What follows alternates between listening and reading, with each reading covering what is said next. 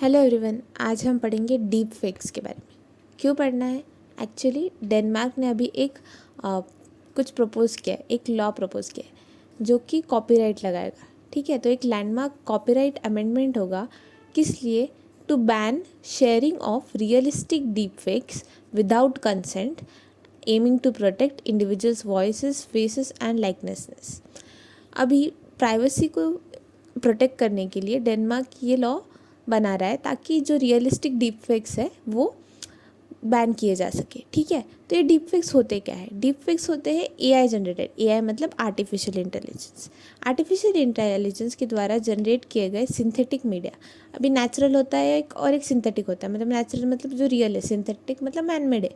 तो images, videos, audio, making it appear someone did और said something they never did. मतलब किसी ने कुछ कहा है ऐसा दिखाना वीडियोस में, इमेजेस में, ऑडियो में, लेकिन रियल में वो पर्सन ने ऐसा कुछ कहा नहीं होता है, वो पर्सन वहाँ नहीं होता है। इमेजेस अगर आपको दिख रहा है कि कोई ताजमहल के आगे पोज कर रहा है, लेकिन रियल में वैसा है ही नहीं।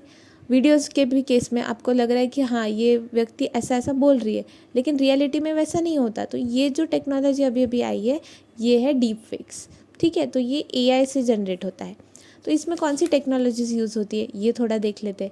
ये बेस्ड ऑन डीप लर्निंग है। डीप लर्निंग है इसलिए डीप फेक्स नाम है। ठीक है, तो डीप लर्निंग क्या होता है? ये ना सबसेट है किसका? मशीन लर्निंग का, जो कि ब्रॉडर इसका ये आता है एआई मतलब आर्टिफिशियल इंटेलिजेंस में ही आता है। लेकिन कभी कभी पूछ लेते हैं कि डीप लर्निंग सबसेट है मशीन लर्निंग का या फिर मशीन लर्निंग सबसेट है। तो डीप लर्निंग सबसेट है मशीन लर्निंग का। सबसेट है मतलब क्या? मशीन लर्निंग एक बड़ा फ्रेमवर्क है, बड़ा मतलब ब्रॉडर है, और डीप लर्निंग उसका एक पार्ट है। तो एमएल बड़ा है और डीप लर्निंग उसका पार्ट है, इसलिए हमने कहा कि ये सबसेट है मशीन लर्निंग का। ठीक है, तो इसमें ना दो इंपॉर्टेंट चीज़ें होती है। तो ये ना deep fake generative adversarial networks use करता है।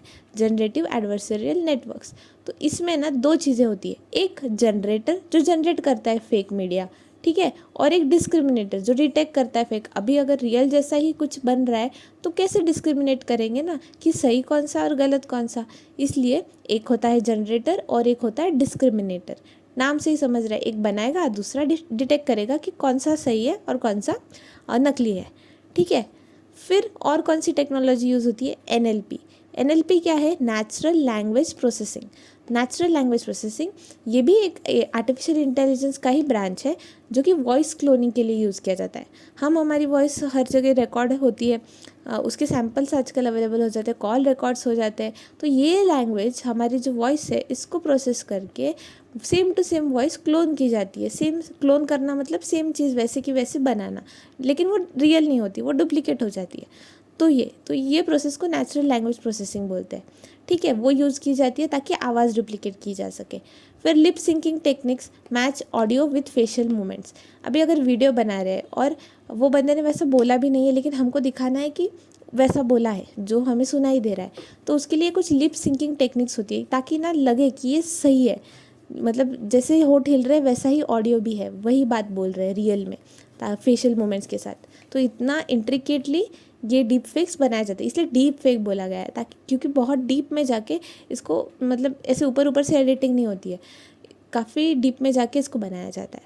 तो कॉमन टाइप क्या है डीप फेक्स का? Face swaps. मतलब देखो एक पर्सन का फेस है वीडियो में कोई और दिख रहा है, लेकिन रियल में ये वीडियो किसी और का है। ठीक है, वीडियो बना रहा है कोई और, लेकिन उसकी जगह दूसरे का फेस चिपका दिया। ये कॉमन है फेस स्वैप्स। फिर वॉइस क्लोनिंग मतलब वही किसी और की आवाज़ को इमिटेट करना, नकल करना। Then source video manipulation, make somewhere appear to act speak falsely. वही कि किसी ने कुछ कहा नहीं है लेकिन ऐसा दिखाना कि ये इन्होंने किया है या कहा है। ठीक है, तो इसको मैनिपुलेशन कहते हैं, सोर्स वीडियो मैनिपुलेशन। तो अभी इस चीज़ से इंडिया कैसे डील करता है? इंडिया में जुडिशियल इंटरवेंशंस हुए हैं फ्रॉम टाइम टू टाइम। अभी रिसेंट वाला एक केस था अनिल कपूर एक्टर जो है वर्सेस अननेम पार्टीज, क्योंकि नहीं पता किसने बनाया था डीप फेक्स, उनका वायरल होने गया लगा तो फिर उन्होंने केस कर दिया। ठीक है, तो दिल्ली के हाई कोर्ट ने ग्रांट किया एक्स पार्टे ऑमनिबस इंजंक्शन। ऑमनिबस मतलब बहुत सारी पार्टीज़ को इन्वॉल्व करने वाला। ठीक है, तो एक्स पार्टे मतलब एक ही साइड का सुन के, मतलब देखो कॉमन क्या होता है, अगर कोई केस है तो उसमें 2 साइड का जजमेंट होता है, मतलब 2 साइड लड़ रही होती है ना, तो जज क्या करता है, दोनों का सुनता है, इसका भी सुनेगा इसका भी सुनेगा और फिर जजमेंट देगा। एक्स पार्टे मतलब क्या, बस एक का सुना और उसके इंटरेस्ट में जजमेंट दे दिया, ऐसा। तो एक्स पार्टे ऑमनिबस इंजंक्शन क्या है, against unauthorised use of name, image and dialogue, कि आप मतलब इनके फेवर में रूलिंग दी गई एक के ही इंटरेस्ट में, क्योंकि ये जो सेकंड वाला है वो तो गलत है ना, क्योंकि अनऑथराइज आप अगर यूज़ कर रहे हैं किसी के नाम का, इमेज का, डायलॉग का, तो ये इनके राइट टू प्राइवेसी का हनन है, बराबर। तो ये पर्सनैलिटी राइट्स प्रोटेक्ट करते हैं, ठीक है। तो पर्सनैलिटी राइट्स मतलब क्या, ये ब्रॉडर वर्जन है राइट टू प्राइवेसी का, ठीक है। फिर आया और एक केस था पास में, रजनीकांत केस। तो रजनीकांत जो एक्टर है उनका मद्रास हाई कोर्ट में उनको भी रिकॉग्नाइज़ किया गया कि सेलिब्रिटी है, पर्सनालिटी है, राइट्स उनके रिकॉग्नाइज़ किए गए और रिस्ट्रेन किया गया, मतलब कंट्रोल लाया गया किस चीज़ पे, उनके नाम, इमेज या स्टाइल जो फिल्म में अनऑथराइजली उनका यूज़ होता है उसके अगेंस्ट रिस्ट्रेन किया गया, कंट्रोल किया गया कि आप नहीं कर सकते, ठीक है। अब ये डेनमार्क ये लॉ लाने की बात कर रहा है, ठीक है। तो डेनमार्क के की प्रोविजंस क्या हो गए, ये हमें थोड़ा पता होना चाहिए कि वो क्या प्लान कर रहे हैं, ताकि आगे जाके हम भी इसी लाइंस पे हमारे इंडिया में कोई फ्रेमवर्क आ सकता है क्या, ठीक है। तो प्रपोज लॉ क्या है कि कंसेंट रिक्वायर हो फॉर शेयरिंग डीप फेक्स, मतलब अगर आपको किसी का डीप फेक्स शेयर करना है तो उस बंदे का कंसेंट होना चाहिए जिसका आप बना रहे हैं, ठीक है, मतलब उसकी मर्जी होनी चाहिए कि हाँ, ठीक है। फिर digital likeness rights granted for 50 years post death, मतलब अगर किसी की डेथ हो गई, बराबर, किसी कंटेंट क्रिएटर की सपोज करो डेथ हो गई, किसी सेलिब्रिटी की डेथ हो गई, तो क्या उन्होंने कंसेंट दिया नहीं है उनका डीप फेक यूज़ करने के लिए, तो उनकी मौत के 50 साल तक कोई भी उसका अनऑथराइज यूज़ नहीं कर सकता। तो 50 साल तक ये प्रोटेक्शन रहता है, ठीक है। ये ऐसा मतलब ये प्रपोज्ड है, अभी ये सब है नहीं रियल में, लेकिन डेनमार्क में अगर ये लॉ आ गया, पास हो गया, तो ऐसा सब होगा। फिर realistic deep fakes treated as copyright violation, मतलब अभी जो डीप फेक्स बना रहे हैं एकदम जो रियल लग रहा है उनको कॉपीराइट वायलेशन के जैसे देखा जाएगा, ट्रीट किया जाएगा, ठीक है। वहाँ पे जो कानून लगते हैं वो लगेंगे।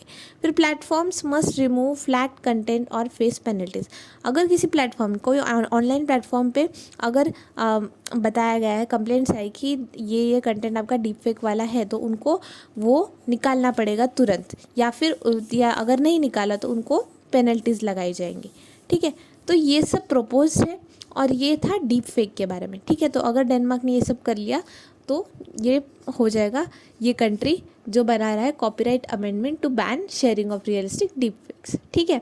आज हमने डीप फेक के बारे में समझा। अभी डेनमार्क से क्या याद आता है, ये डेनमार्क जो है ये वर्ल्ड की पहली ऐसी कंट्री है, फर्स्ट कंट्री जो कि टैक्स लगा रही है, किस पे, कार्बन टैक्स, कार्बन डाइऑक्साइड का एमिशंस हो रहा है ना लाइफ स्टॉक एमिशंस से, तो कार्बन टैक्स और लाइफ स्टॉक एमिशंस, तो ये पहली कंट्री है ऐसा करने वाली डेनमार्क, क्योंकि ये one of the major producer है डेयरी, फिर पोर्क से जो प्रोडक्ट्स वगैरह, ये सब पोर्क और डेयरी प्रोडक्ट्स की one of the major producer है कौन, डेनमार्क। तो लाइफ स्टॉक के एमिशंस बहुत ज़्यादा होते हैं, तो उस पर कार्बन टैक्स लगाने वाली पहली कंट्री बनेगी दुनिया की। कब, और ये कब से लागू होगा, 2030 से लागू होगा, ठीक है। और डेनमार्क के बारे में एक दो चीज़, डेनमार्क यूरोपियन यूनियन का मेंबर है क्या, हाँ है।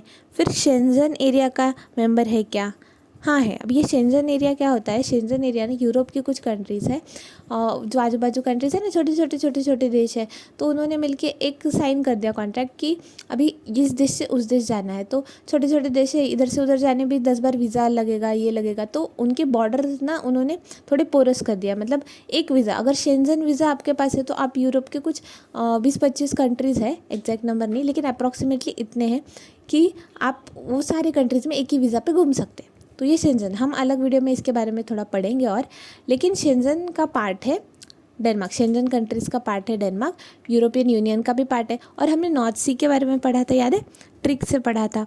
तो नॉर्थ सी के जो बॉर्डरिंग कंट्रीज़ है तो उसमें एक डेनमार्क भी है, तो डेनमार्क नॉर्थ सी से भी लगा है। अगर आपने वो वीडियो नहीं देखा है तो लिंक डिस्क्रिप्शन में आप देख सकते हैं। So that's it for the day, thank you.